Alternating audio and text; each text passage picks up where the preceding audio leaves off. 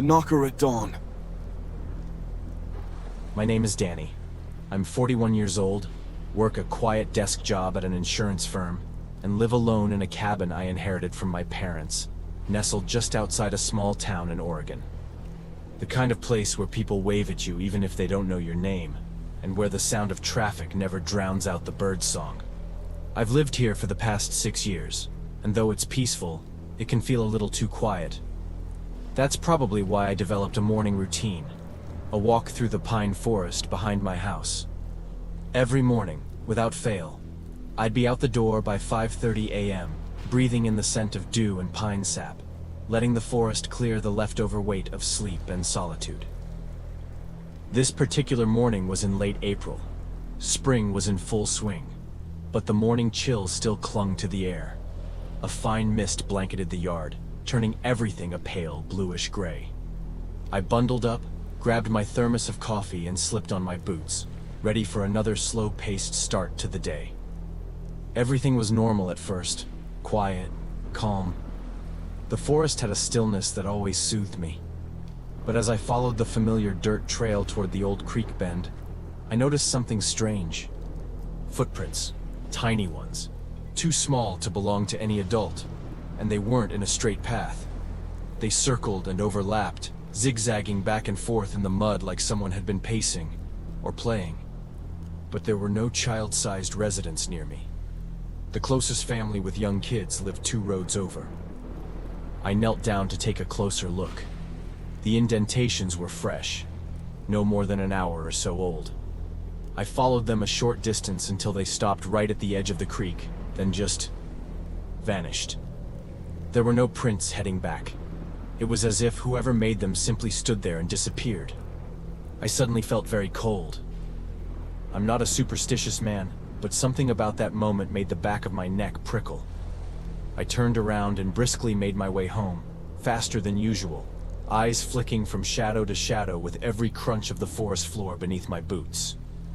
When I finally saw my house again, my breath caught. Someone was standing at my front door. It was a man, tall and lean, dressed in a long black coat and wearing a hat pulled low over his face. He stood completely still, facing the door, like a statue. I ducked behind a tree before he could see me. Who the hell was he? No one had any reason to be at my house, especially not that early. My heart pounded in my chest as I reached for my phone and dialed 911. I kept my voice low, whispering to the dispatcher as I watched from cover.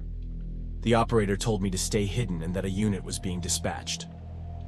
Just as I ended the call, the man raised his hand and knocked. 3 slow knocks, then a pause. 3 more. Not pounding, just steady, rhythmic, deliberate. It wasn't like someone who needed help. It was like someone rehearsing, performing. And then, silence again. He didn't move. I waited. Then, without warning, he turned and walked slowly down my porch steps and around the side of the house, disappearing from view. I seized my chance, bolted through the trees toward my neighbor's property, and stayed with them until the police arrived. They did a full sweep of the house and yard, but found nothing. Except one thing. Hanging from the handle of my front door was a small glass wind chime. It hadn't been there before. The thing was delicate, handmade looking, like something you'd find at a roadside market. But I'd never bought it. Never even seen it before. The officer looked at it, then at me. "Weird prank," he said. "Maybe someone messing with you." But it didn't feel like a prank. That night, I couldn't sleep. Every time I closed my eyes, I imagined those child-sized footprints, the rhythmic knocking, and that wind chime swaying gently in the morning breeze. I kept all the lights on, a baseball bat within arm's reach. At around 3:30 a.m., I heard something. Shh. It was soft, subtle, almost like the faint clinking of glass. I got up, walked carefully to the window overlooking the porch, and peeked out. The wind chime was moving again, but the air was still. And then I noticed it. Someone was standing just outside the beam of my porch light, deep in the shadow of the overhang. A figure. only barely visible, holding something in one hand. I stepped back instinctively, heart racing, breath shallow. I called the police again, whispering to them from the floor of my living room. This time, it took them longer to arrive. By the time they did, the figure was gone. But the chime, it was gone too. In its place, tied to the door handle, was a child's mitten. Small, pink, damp from dew. I didn't sleep at all that night. The next day, I visited the police station to file a formal report and ask for patrols in the area. The officer I spoke with took me a little more seriously this time. He even pulled out a file and told me, "You're not the only one." Apparently, over the past 3 months, there had been several reports of a tall man in black seen wandering early in the mornings around nearby properties. Some said he knocked. Others claimed he stood silently in their yards. One older woman said she found dozens of hand-drawn pictures of children on her porch. None of the reports had led to any arrests. And the strangest part? Many of the people reported the same detail I had. Wind chimes, left behind, hung on door handles or trees. Always glass, always delicate. I didn't know what to make of it. I considered installing cameras, but by then, I'd already decided. I wasn't going to wait around to find out what he wanted. I stayed at a hotel for a few days and started looking for apartments in Portland. But just before I left town, something else happened.